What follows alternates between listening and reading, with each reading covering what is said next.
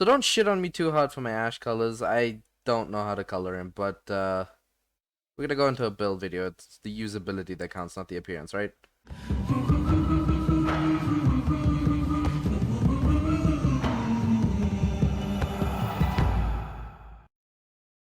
Welcome back, and today I'm going to show you a build for Ash that I use that just decimates everything.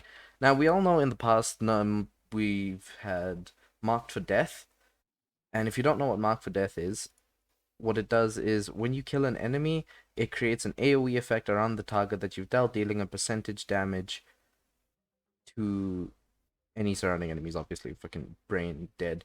But the damage that is dealt in the AoE is dependent on power strength, and the explosion range is determined on range, and efficiency is determined on your efficiency, yada yada yada. But let me show you what this build can do. Now, if I summon in, I'm too lazy to change that number from 14, just don't fight me. With this, once you've subsumed, well, you don't have to subsume, you just have to unlock a certain level in the helmet system. I'll put it up on screen now. But once you put Mark for Death on the target, use your ability, and bam, everything around him is dead. Now let me show you how this build works. Now, Mark for Death is obviously the main key to the build itself, and here you have everything I've used. I have no Forma on this, and Arcane Trickery and Ultimatum for some reason. I don't use Arcanes, those are just there for testing purposes.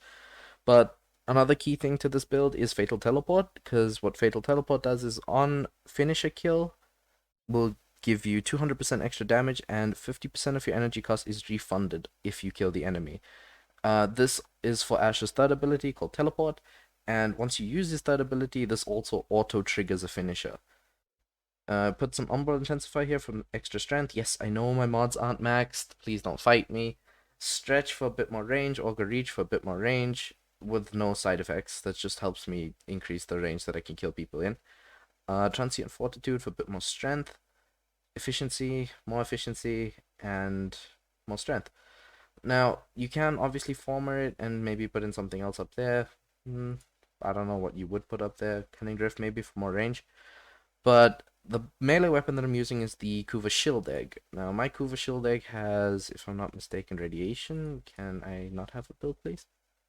No, mine's electric. Okay, so I use the electric build to come up with this. So Blood Rush for combo counter, Prime Pressure Point for damage, Finishing Touch for extra finisher damage, Sacrificial Steel for that crit chance, Virulent Scourge for toxin damage to make it corrosive, Prime Fever Strike just to add more corrosive, Quickening for extra combo count chance and attack speed, and Drifting Contact for an extra combo duration and status chance. I don't remember exactly why I made this build, but it works. So if you want a Kuva Lich guide, I'll post it in the description. Oh, fucking big brain. If you want a Kuva Lich guide, just let me know and I'll make a video on it eventually. But once you kill the Kuva Lich, you get your Kuva Shield Egg.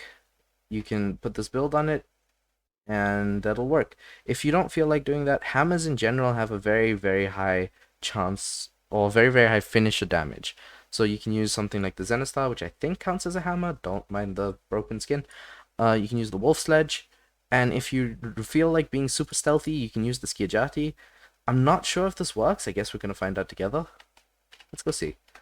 Because I know the Skiajati gives you a 5-second invisible, but yeah, okay, it still works. So anything with a high finisher damage, really. And if you want my Skiajati build, here you go. So we've got Sacrificial Steel, Sacrificial Pressure, just for damage, because these Umbra Former mods are chef's kiss. Organ Shatter for crit damage, Voltaic Strike for electricity, Prime Fury for attack speed, Relentless Combination just for some extra slash damage. You can probably build this up with Ash's ult a bit faster, which is Bladestone. I will do an proper Ash video eventually. Molten Impact for a little bit more heat and shock damage, just to give you a bit more radiation. You can use whichever combo of these you want. I just put radiation because that's my preference. Any weapon that has a high finisher damage can be used for this. If you have any questions, leave them in the comments below, and if you like the video, don't forget to drop it a like in the little bar thing that's down there, whatever it's called, the like dislike button. You know what to do. Thanks for watching, and I'll see you in the next one. Good luck.